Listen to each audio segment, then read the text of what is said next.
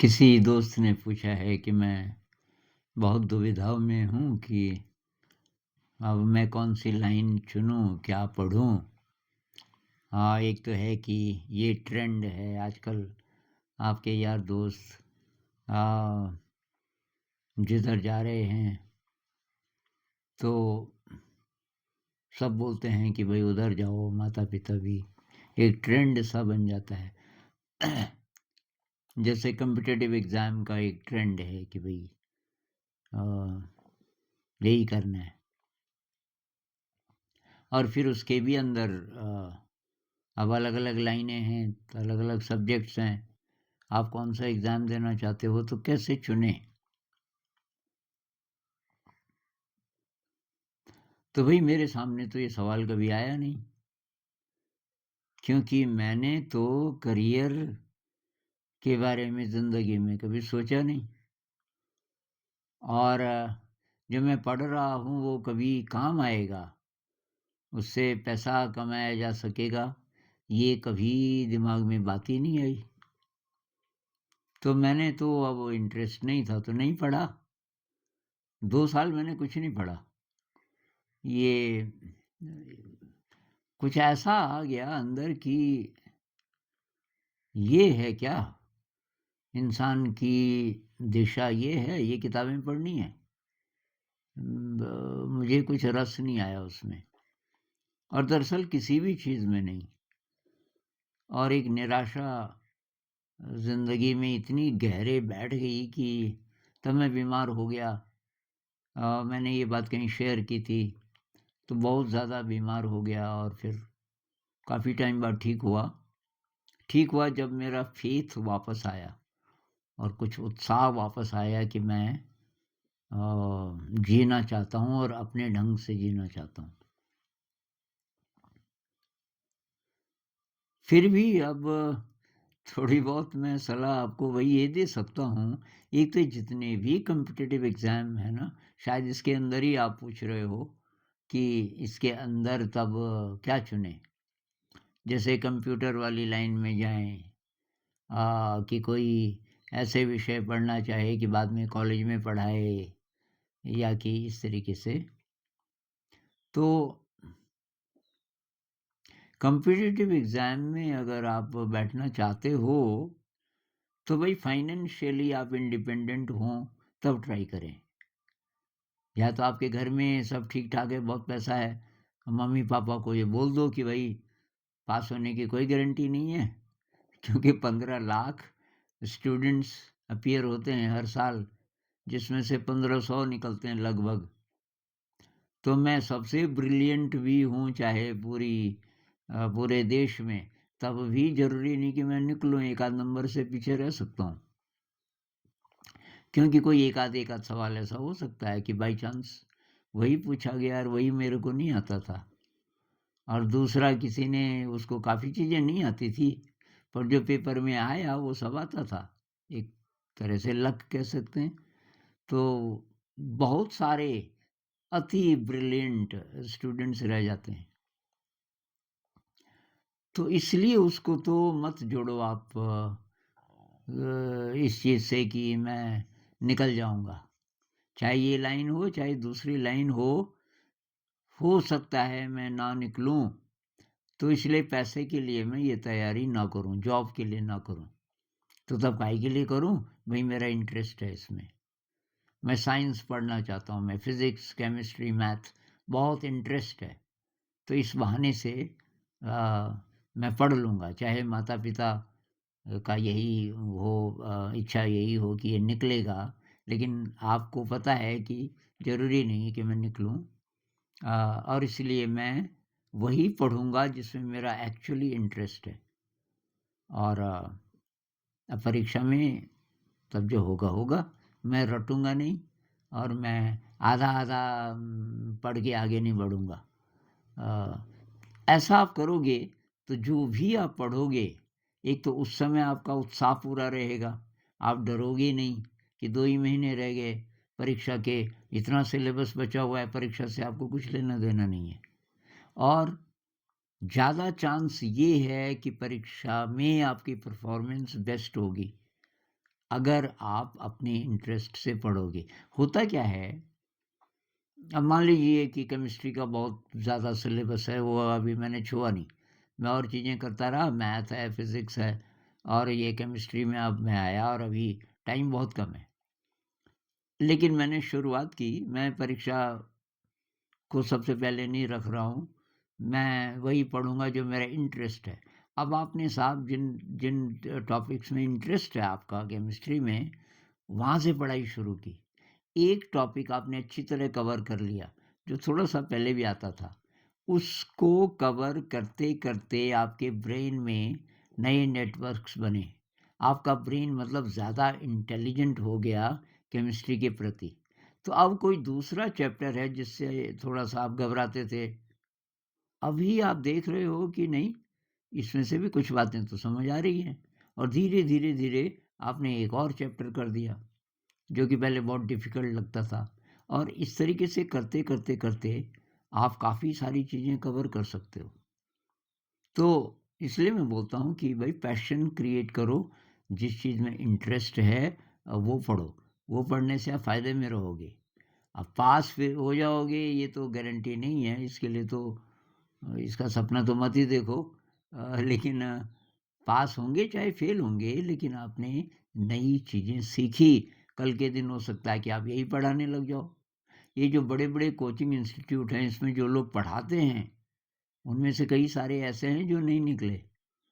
Competitive exam में नहीं निकले या बैठे ही नहीं या जिन्होंने तैयारी ही नहीं की पूरी, लेकिन थे ब्रिलिएंट, अच्छे टीचर थे। तो अब वो बहुत अच्छी-अच्छी जगह हैं, बहुत पैसा कमा रहे हैं। तो बहुत सारे चांसेस हैं। अब उससे भी पहले आपकी ज़िंदगी का मकसद क्या है? ये पहले पूछो भई। कॉम्पिटिटिव एग्ज़ाम में निकल भी सकते हो, नहीं तो कुछ और करोगे। कोई व्यापार में जाएगा, कोई कुछ करेगा। कुछ न कुछ तो करोगे ही, हर साल करते ही हैं बच्चे। भई वो जो 1500 निकले वो निकले और बाकी लोग क्या करते हैं?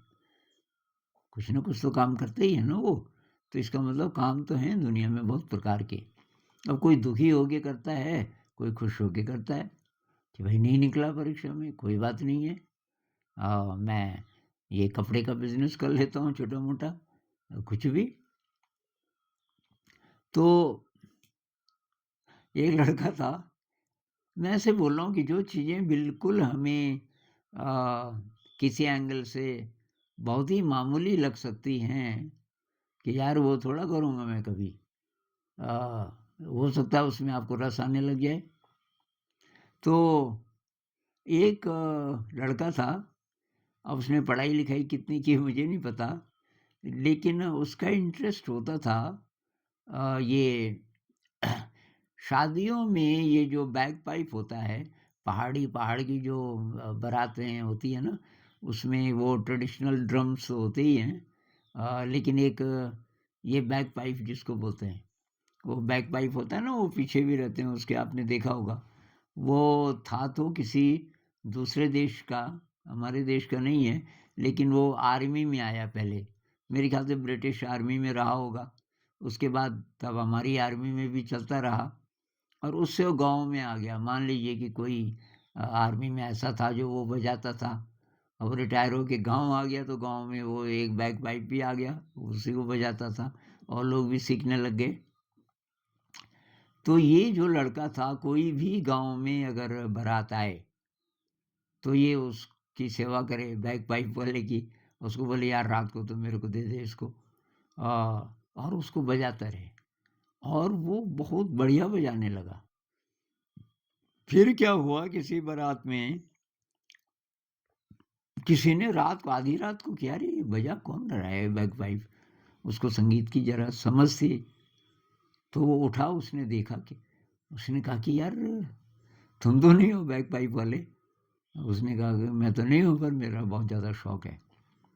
यार कि आप नाराज़ ना हो तो एक शादी है हमारे गाँव में, मतलब हमारे ही परिवार में समझ लो, हमारे बहुत क्लोज़ हैं, उसमें आप आओगे अ, बैगपाइप बजाने?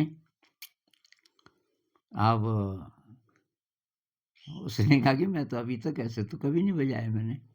तो उसने बोला कि मैं पैसे दूँगा, आप नाराज़ ना हो तो, आप बहुत बढ़िया बजाते हो। अगर आपको ये खराब नहीं लगता शादी में बजाना, तो बजाना चाहिए आपको। तो उसने कहा चलो तो आपकी शादी में तो मैं बजा दूँगा।